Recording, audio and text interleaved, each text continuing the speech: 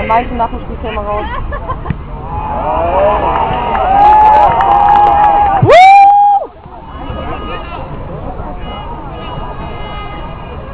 Haben Sie das gerade beobachtet, meine Damen und Herren? Diese tolle Aktion von Thomas Godoy mit der Nummer 15. Den muss man ja hier gar nicht mehr vorstellen, aber wir haben gesehen, er kann auch Fußball spielen.